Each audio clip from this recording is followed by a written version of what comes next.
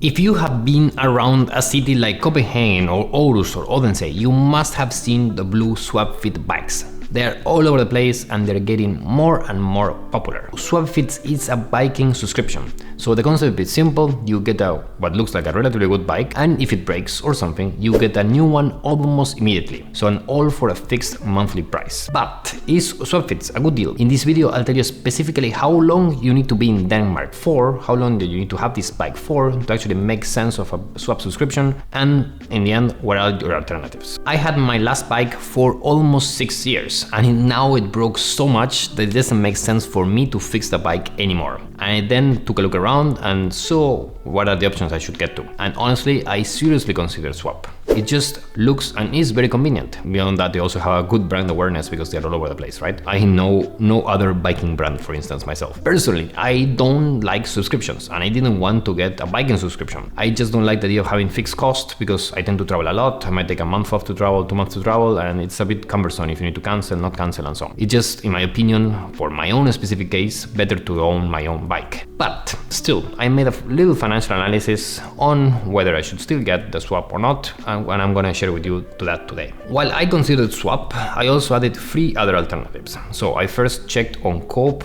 and on Bilka/Footex. So you can see, for example, in Coop, which is the owners of supermarkets like Bickley, Super Brugsen, and the like, they have a good selection of bikes. We got one of these bikes in the past for our own family, so I just checked, for example, the men bikes, and I found 2 that were interesting. So if I wanted a 3-year bike, that would be this one, and the price is 2,699. And if I wanted a 7-year one, that would be this one over here. So both good bikes, you know, that they have good reviews, and they're more or less, you would expect that this one with the 7 years is not too different from what you get with Swap. Both of these bikes have a good reputation for value for money. They're nothing crazy, but at least, you know, they're good enough. Then the last option was to check on DBA, which is this Danish eBay place, to check for second-hand bikes. I didn't consider bike stores because personally I think they're like a ripoff unless you know what you're doing, and I absolutely don't know what I'm doing when it comes to bikes. So I didn't consider also anything fancy because if you have a nice bike, it will get stolen fast. But anyway, with that said, let's look into the data, and I'll jump to the model now. Jumping into the model. When you look into the data, this looks like a lot of information so far, but let me just tell you. The cost of Swap per month is 199 krona per month. It costs 179 for a 1-speed bike and just 20 krona more for a 7-speed bike. For most people, I would suggest a 7-year bike is a better deal. So let's just use that for reference.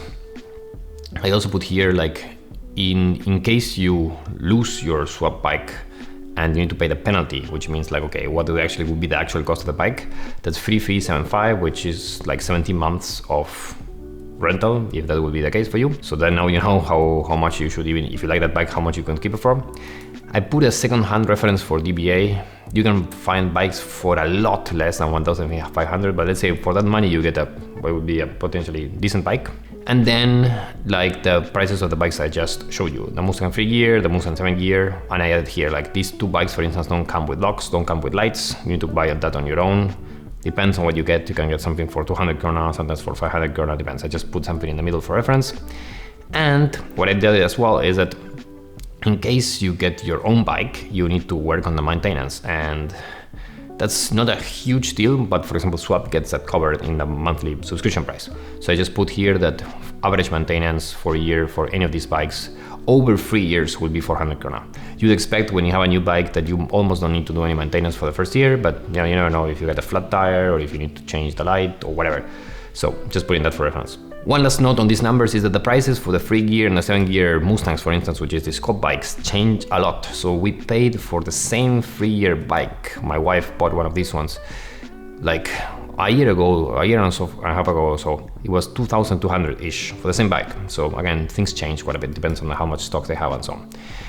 And one thing last on the maintenance as well, that if you maintain the bike yourself, so if you know how to fix, if you need to patch it up or you need to change the tube as well and so on, you can lower this number by a lot. But I'm just putting the number quite high enough for those of you like me who just don't do that on your own. If you look into that, just at the first glance, you see that if you keep the bike for just 6 months, Swap is the best deal. Of course, this could change if you'd say that the second-hand bike is going to be only in 100 krona. Then you see like DBA is going to be a better deal than Swap. As a starting point, you can say if you're only here in Denmark for 6 months, meaning you're an exchange student or you're planning to leave soon or you're just here for a few months and you want to try life in Denmark, this is a good deal because otherwise you end up with a higher bill on these options.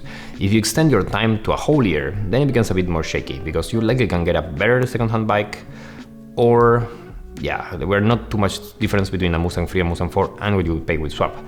And you need to keep in mind that whenever you have a bike here, eventually, if you leave Denmark, you can sell the bike. So even though this is the actual cost, you need to subtract from that how much you would get selling the bike. And if the bike is in good condition, you can likely get for any of these, 50% of the value. So you can actually end up paying, let's say, even 2,000, and then all inclusive and getting rid of the bike as well and so on. So you'll actually be better off than with swap. But after the first year, so if you keep your bike for more than 1 year, if you keep your swap for more than a year, you see how we move into anything is better than swap. So if you end of the second year, we can already see a huge difference in that even the 7-year Mustang, the best version that they have with all the best bells and whistles and the expensive maintenance and all that, is still gonna be better for you than what you had here on swap. And fast forward to third year and the difference becomes way more. And that's not even including that after like 2 years, maybe swap raises the price of their subscription. They raised the price this year in 2022, so you never know if they will do that again. Most likely yes. So something to keep in mind. Again, as I said, like I kept my last bike, which was nothing especially fancy, for 6 years. So again, for me, it was a no-brainer to say, okay, after looking into the numbers, even though I was tempted for the easiness and the convenience of having the swap deal, the fact that I'm gonna save so much money if I keep any of these bikes for more than 2 years, which I like it will, it's like, okay, let's just buy the bike. Again, wrapping up as a conclusion, if you're in Denmark for under 6 months, trying swap is like the best option. If you want to save some money though, DBA, buying a second-hand bike is gonna be best. But otherwise, don't buy any new bike and don't really complicate yourself too much. But if you're staying in Denmark for a year or more, then it becomes a bit more of a so-so deal. You're better off buying a bike and then reselling that. And if you're here again for a little bit more than 1.5 years to 2 years, it starts to get very shaky to get a swap.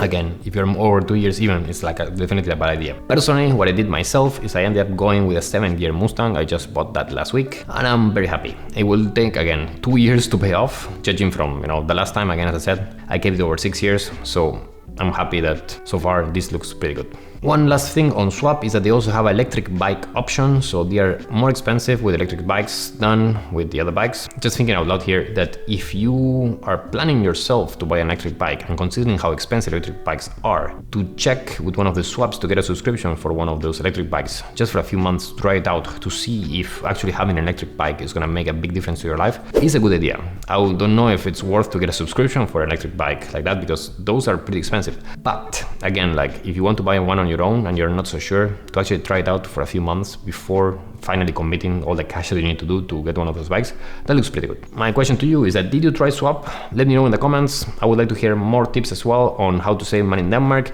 Check this video out over here. Thanks for watching.